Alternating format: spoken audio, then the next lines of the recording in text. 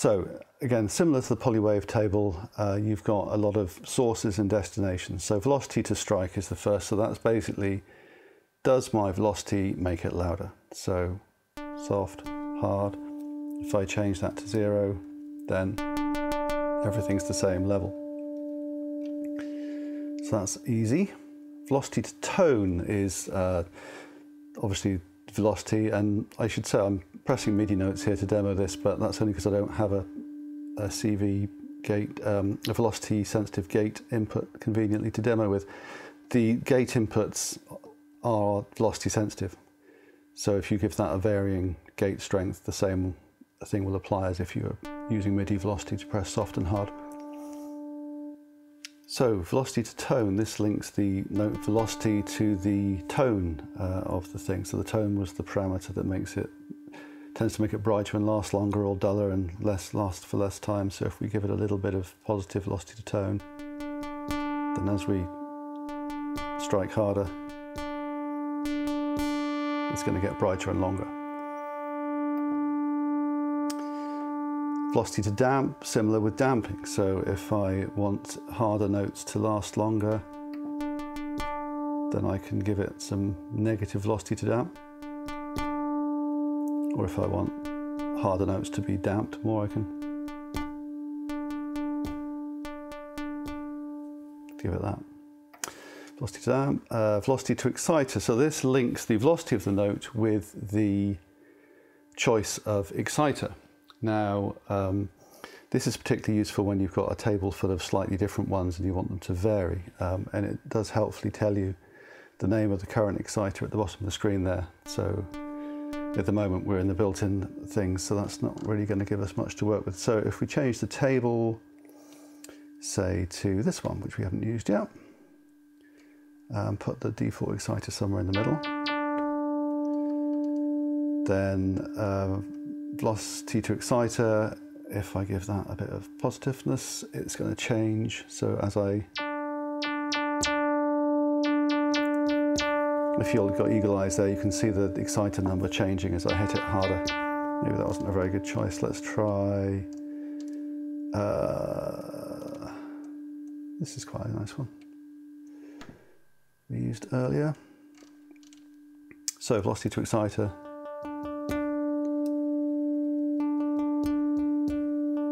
So you can hear that that's kind of a dull exciter, and if I hit it hard, I'm getting one of those slightly sharper sounding exciters. So yeah, that's a good way to get some variation in your notes by changing the exciter according to the velocity. Put that back to 0 for now.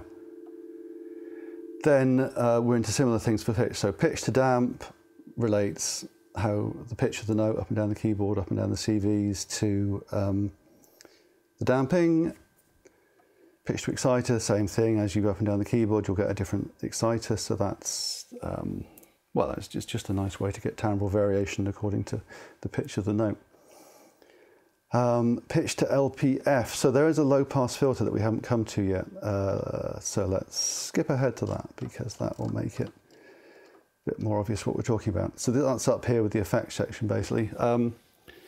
It's a simple low pass filter over the whole thing. Which just rolls off the top end, basically, in case everything's getting too bright. So that's kind of default, and you can just filter it down, lose some top end. So the pitch, where have we gone? Pitch to low pass filter parameter lets you vary that. So that's keyboard tracking filters is quite a common thing to do, so that your high notes stay relatively bright compared to your low notes, rather than everything just walking off into the top of a filter and getting smushed. Pressure to exciter. So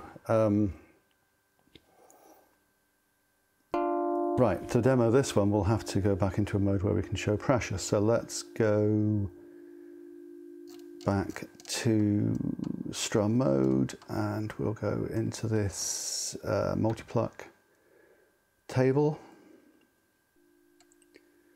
And we'll base the exciter there, and then we'll go to pressure to, so this is, so if I put pressure to exciter, now I should say it only changes the exciter when it loops, so.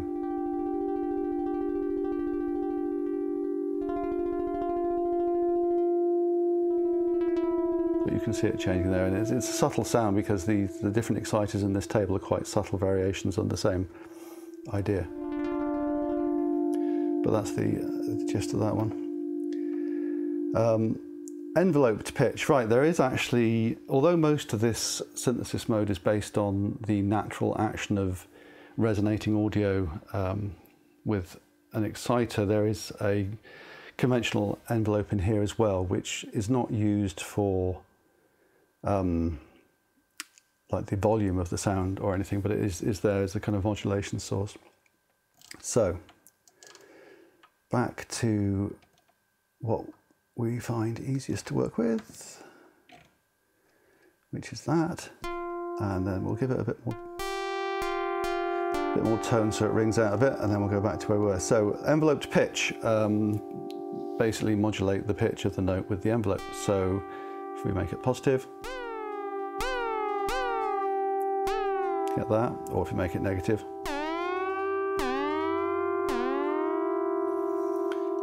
You can also modulate the exciter with the envelope, and LFO, we'll come back to the LFO. So just while we've got the envelope,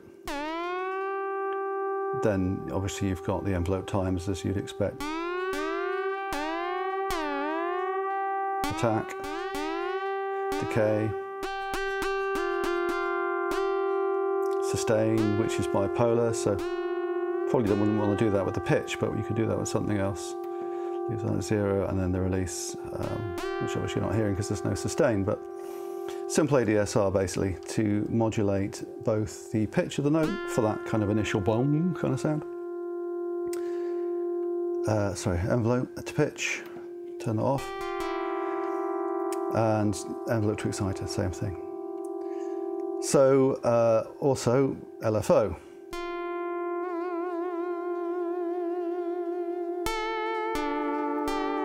Simple LFO for a bit of vibrato, or modulating the exciter. If you've got a nice slow LFO, in fact, I keep alternating between these two sounds, and I should possibly have organised my demo so that I didn't have to do that. But let's live with this for now. And then we'll go back to the LFO to exciter. So we'll need a nice slow LFO for this.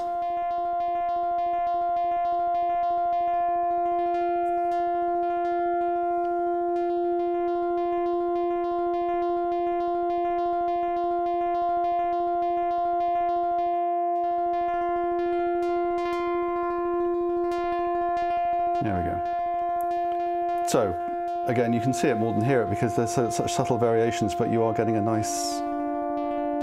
In fact, let's put the tone down a bit. So this table of exciters is basically 128 different variations on a small burst of random plucks. So as they change, it kind of increases the randomness. So let's try a different one. If I use, let's use this one.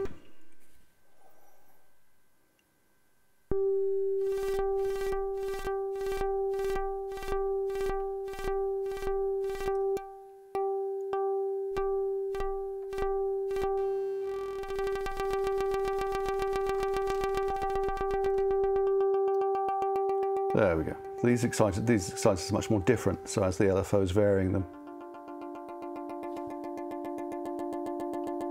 it's having more of an effect.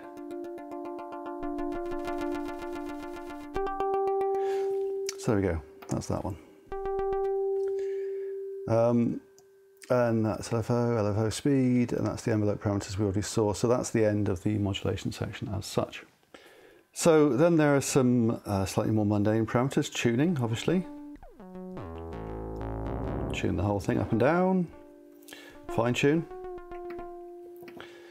Gain, make it louder, make it quieter. Sustain, basically replicates the effect of a MIDI sustain pedal, but in a parameter, so you can map that to a CV. Bend range, again, setting the bend range of a pitch bend or over MIDI, or if you map a CV as a bend input, and then all the chord stuff.